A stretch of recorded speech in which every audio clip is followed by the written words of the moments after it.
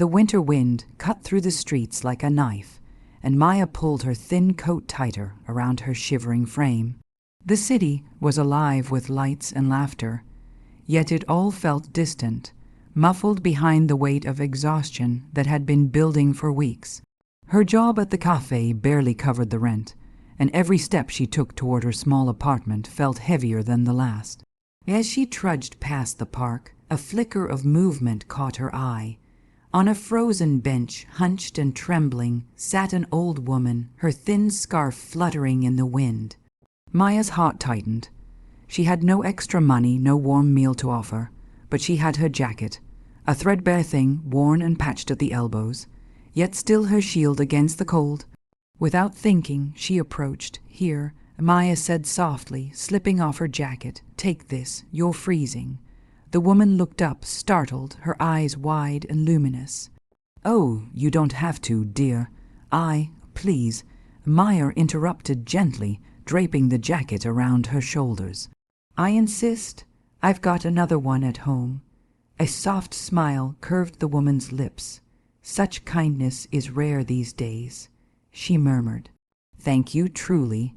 Maya shrugged, trying to appear nonchalant, though her chest swelled with an unfamiliar warmth. "It's nothing, really.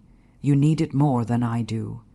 They sat in silence for a few moments, the bitter wind swirling around them. Maya's teeth chattered, but seeing the old woman finally relax in the warmth of the jacket made her shivering almost bearable. "I'm Isabella," the woman finally said, her voice calm and measured, "and you, young lady, have a heart that many would envy."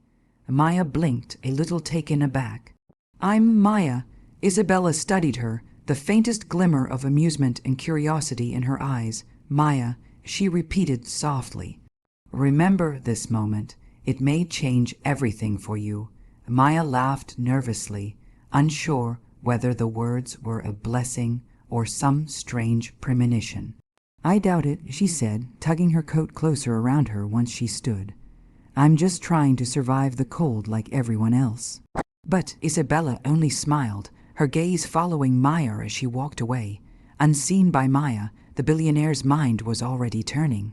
She had encountered many people in her life, some generous, some deceitful, but rarely someone who gave without expectation. And in that fleeting act of warmth, Isabella saw not just kindness, but strength. Maya continued home, unaware that her simple gesture had already set into motion a chain of events that would soon test her heart, her resilience, and ultimately her destiny. The frozen night, the biting wind, and the shared warmth of a jacket were only the beginning of a story that would forever change her life. Maya returned to her tiny apartment, the heat from radiator doing little to chase away the chill from her fingers. Her hands still smelled faintly of the cold leather of her jacket, a reminder of the small act of kindness she had offered earlier. She sank onto her worn sofa, exhausted but oddly uplifted. Helping the old woman had stirred something in her, a warmth that had little to do with physical comfort. Her phone buzzed abruptly, breaking the quiet. It was a message from Rina, her friend since college. Maya hesitated before opening it, a small knot of unease forming in her stomach. "Heard what you did tonight, giving your jacket to that old lady, for attention as usual, right? Everyone's talking." Maya froze, her fingers trembled. "What? Talking about what?" "Don't pretend you're so selfless. People see through it. Maybe I should warn your boss too. Don't want her wasting the cafe's time on a drama queen." Shock and disbelief coursed through her. Rina had always been competitive, but this felt different, personal. She was twisting Maya's simple act of kindness into some grotesque joke.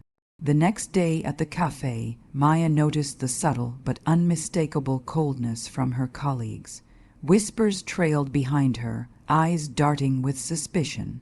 Her manager, usually cheerful and kind, gave her a pointed glance. "Maya, we've had some complaints about your interactions with customers and visitors. Maybe you should take a few days off." Her heart sank. She tried to protest, but the words caught in her throat.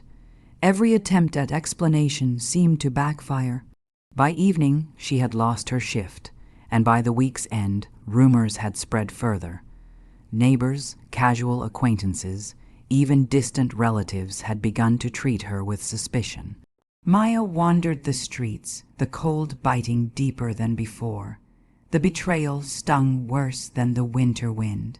She had always trusted Rina, confided in her, leaned on her for small joys and shared sorrows. Yet Rina had used that trust like a weapon, twisting Maya's virtue into a story of deception. At home, Maya stared at the threadbare jacket lying on the chair. She thought of the woman on the bench, shivering but smiling. Was it all for nothing? She wondered. Tears pricked her eyes, not just for the social isolation and lost job, but for the painful realization that people she loved could hurt her so easily. Yet beneath the despair, a tiny ember of resolve flickered. Maya had always believed in kindness, even when it was repaid with scorn. She didn't know how or when, but she sensed that life had a way of balancing itself, and perhaps in time, her act of giving would return not just as reward, but as justice. Little did she know, the woman on the frozen bench had not forgotten. Isabella Hartman, the elderly stranger she had helped, was already making plans. Plans that would soon place Maya on a path from betrayal to empowerment, a journey that would transform her from a victim into someone unstoppable. The winter night deepened, cold and cruel, yet somewhere in the shadows, a hand extended toward Maya, unseen, ready to lift her from despair into a future no one, not even Rina, could predict. Following morning, Maya awoke to another gray, unforgiving day. Her apartment felt colder than ever, emptiness pressing against her from every corner. She hadn't expected her life to unravel so quickly, all from one simple act of kindness. Rina's betrayal still lingered in her mind, each whispered rumor and sideways glance replaying like a cruel film. A knock at the door startled her.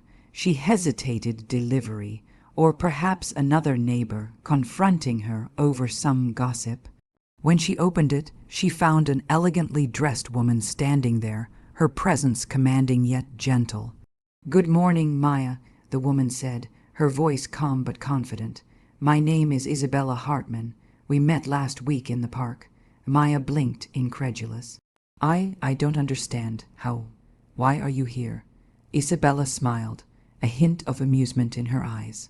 "You gave me your jacket that night, and since then, I've been following your journey, observing your resilience. I believe the world owes you an opportunity, a chance to rise above these circumstances." Maya stared at her. The woman was clearly wealthy, her tailored coat, subtle jewelry, the poise that spoke of privilege. And yet, she wasn't intimidating. Instead, Isabella radiated warmth, the same warmth Maya had offered to her. I don't know what to say," Maya whispered, feeling a mix of awe and disbelief. "I'm just me. I'm not ready for anything like this." "None of us ever are," Isabella replied. "But your heart is ready, Maya, and sometimes that's more important than skill or experience. I want to help you start fresh, a new beginning built on your strength and compassion, not on lies spread by those who envy you." Over the next few days, Isabella became Maya's guide. She introduced her to people who could help her skills and ambitions flourish, lent her resources to start a small business, and shared lessons in strategy, negotiation, and self-belief. Each interaction reminded Maya that the world wasn't just cruel, it could also be generous if you knew where to look. Meanwhile, Rina continued her petty schemes, unaware that Maya's fortunes were quietly shifting. Emails she had sent to sabotage Maya went unanswered. Calls to mutual acquaintances fell flat as Maya's quiet dignity and determination began to win hearts in ways that Rina could never anticipate. One evening, as Maya prepared for her first meeting with investors, Isabella placed a hand on her shoulder. "Remember," she said softly, "strength isn't just about fighting back. It's about rising above, even when the world seems set against you. Your kindness will be your power." For the first time in weeks, Maya felt a spark of hope. The betrayal that had once felt like a cage now seemed like a stepping stone.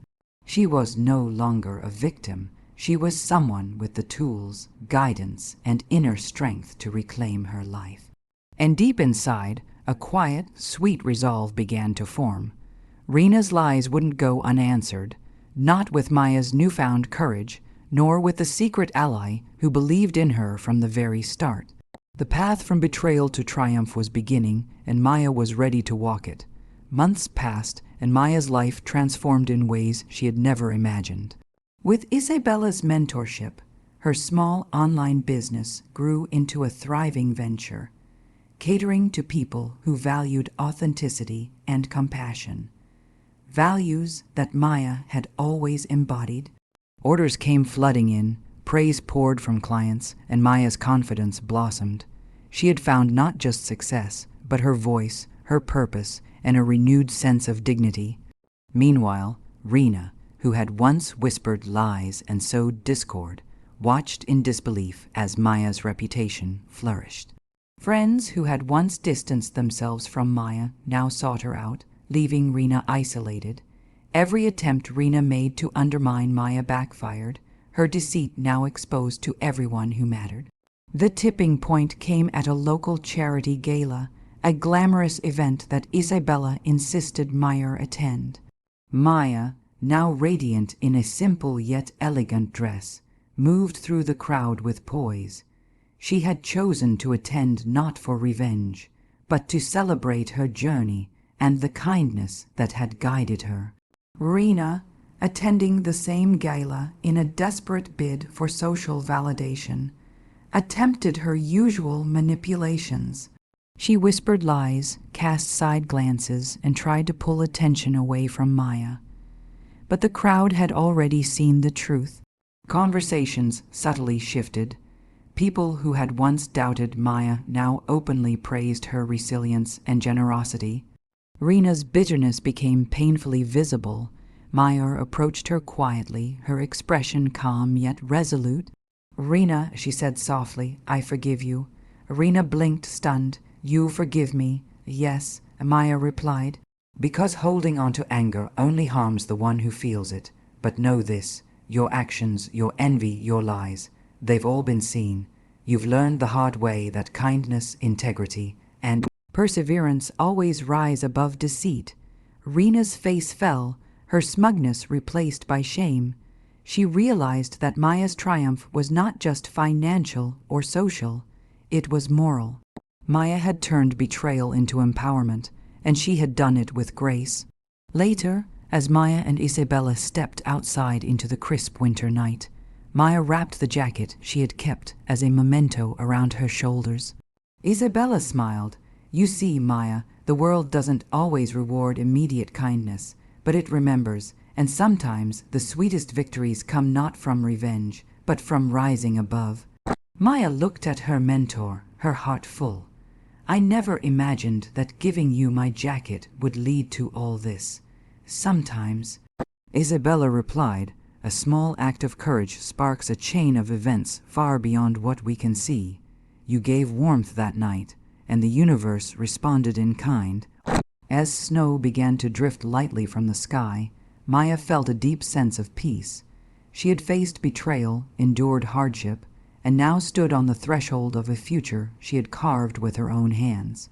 The jacket, once a simple shield against the cold, had become a symbol of resilience, kindness, and triumph. In the end, Maya realized the most powerful revenge was not destruction, it was transformation. She had taken the sting of betrayal and turned it into her strength, her compassion, and her success. And in that quiet victory, she discovered that sometimes the world's harshest winters could give birth to the warmest springs. Maya smiled, her heart steady, her path clear. She was no longer defined by what others had done to her. She was defined by what she chose to become.